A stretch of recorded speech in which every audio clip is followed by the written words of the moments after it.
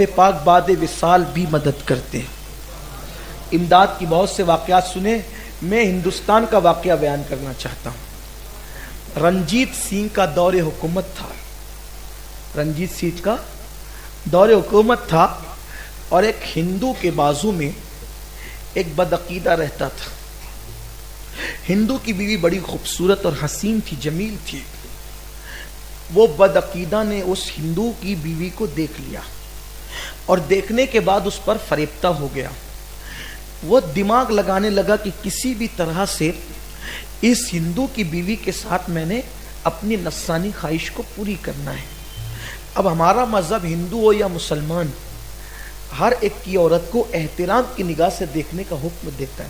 سکھ کی بیوی ہو، عیسائی کی بیوی ہو، مسلمان کی بیوی ہو، ہندو کی بیوی ہو، مذہب یہاں نہیں دیکھا جاتا. عورت بہرحال عورت ہوتی ہے اور عورت کی عزت کا تحفظ ہمارے مذہب میں بہت ضروری ہے. چاہے کسی مذہب کی عورت ہو، چاہے کسی بھی سرحد کی عورت ہو، عورت بہرحال عورت ہے. بیٹی بیٹی ہے. کافروں کی بیٹیاں رسول اللہ کی بارگاہ میں لائی گئی اور ان کے سروں پر دوپٹے نہیں تھے تو اللہ کے حبیب نے اپنی چادریں ان کے سروں پہ ڈال دی اور ہمیں بتایا کہ بیٹی کسی کی بھی ہو، بیٹی بیٹی ہوتی ہے. عورت کسی کے گھر کی بھی ہو، عورت عورت ہوتی ہے. تو اس نے چونکہ تھا بدعقیدہ، رسول اللہ سے اس کا رشتہ نہیں تھا تو وہ پاپی تھا، مجرم تھا. دیکھو حضور سے جس کا رشتہ کٹ جاتا ہے وہ پاپی ہو جاتا ہے. اگر کسی کے دل میں پاپ جنم لیتا ہے تو اس کو احتساب کرنا چاہیے کہ کہیں مدینے کی سرکار سے میرا رشتہ تو نہیں کٹ گیا، مدینے کے تاجدار سے میرا رشتہ تو نہیں کٹ گیا. یہ بہت عبرت کی بات ہے. دل میں خیال رکھنا اچھی طرح سے. جس دن دل پاپی ہو جائے کہیں سمجھ لینا کہ مدینے کی تاجدار سے اپنا رشتہ کٹ تو نہیں ہو رہا ہے، مدینے کے تاجدار سے اپنا رشتہ کمزور تو نہیں ہو رہا ہے، منقطع تو نہیں ہو رہا ہے. اس کا بہت خیال کرنا، کیونکہ جب تک اس بارگاہ سے رشتے جڑے ہوتے ہیں انسان کی نگاہیں پاکیزہ ہوتی ہے، باحیا ہوتی ہے، کان باحیا ہوتے ہیں. اس بارگاہ سے رشتہ جڑنے پر انسان کو بڑی پاکیزگی نصیب ہوتی ہے.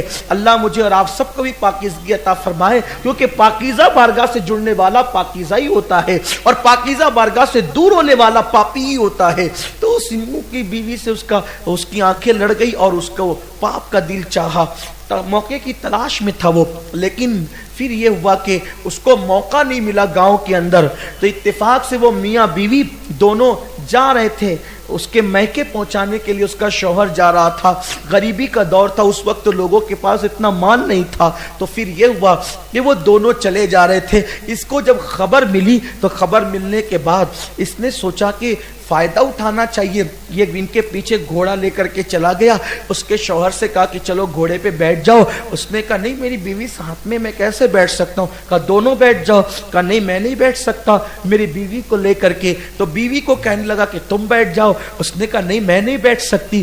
آخر کار یہ ہوا کہ جب بہت اصرار کیا، شدت کی، ڈرایا دھمکایا، تو اس عورت نے کہا کہ میں اور میرا شوہر تمہارے گھوڑے پہ ضرور بیٹھ جائیں گے، لیکن ایک شرط ہے، تم ضمانت دو کہ ہمارے ساتھ برائی نہیں کرو، ہمارے ساتھ غلط نہیں کرو گے، بدنیتی تمہارے اندر نظر آ رہی، بدنیتی نہیں کرو گے.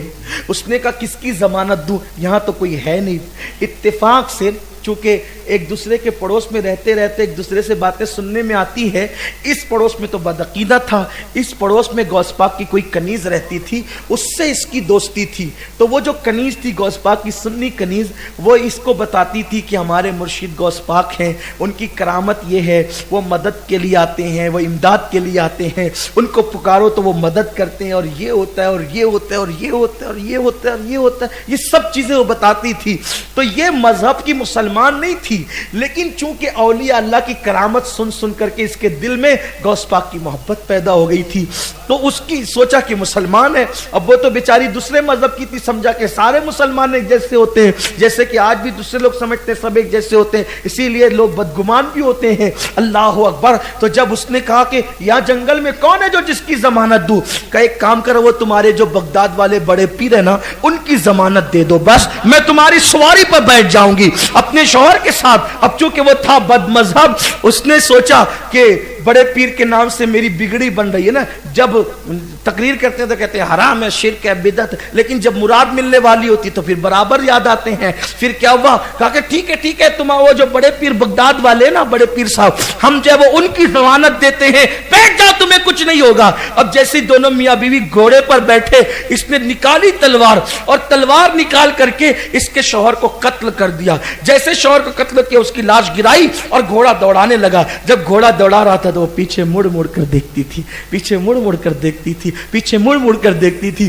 اس بدبخت نے کہا, اے لڑکی تو پیچھے مڑ مڑ کر کسے دیکھ رہی ہے؟ تو اس نے کہا, بغداد والے بڑے پیر صاحب کو دیکھ رہی ہے. بغداد والے بڑے پیر صاحب کو دیکھ رہی ہے.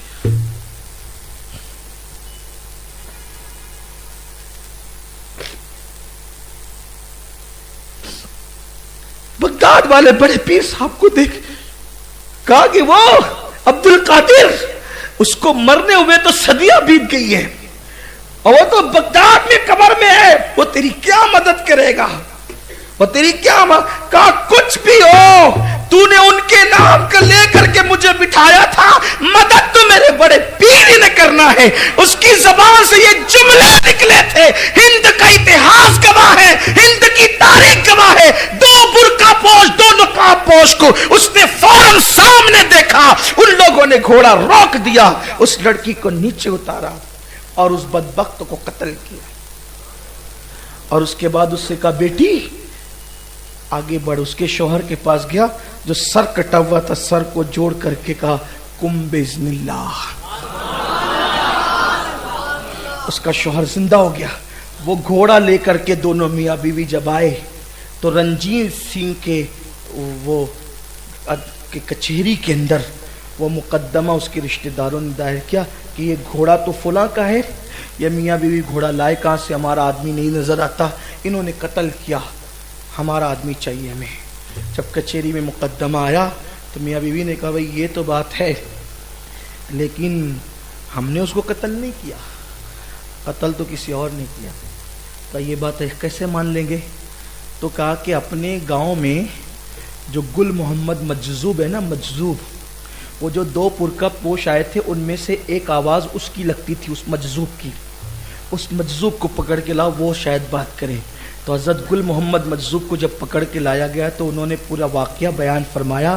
کہا کہ ایک تو غوث پاک تھے اور ایک تو میں تھا, اس کی امداد کے لیے. یہ سرکار غوث پاک, ہندو بھی پکارے مدد کے لیے, میرا مرشد آتا ہے سرکار, بس یقین چاہیے. کافر بھی پکارے مدد, یہ غوث پاک, کوئی یقین تو پیدا کرے.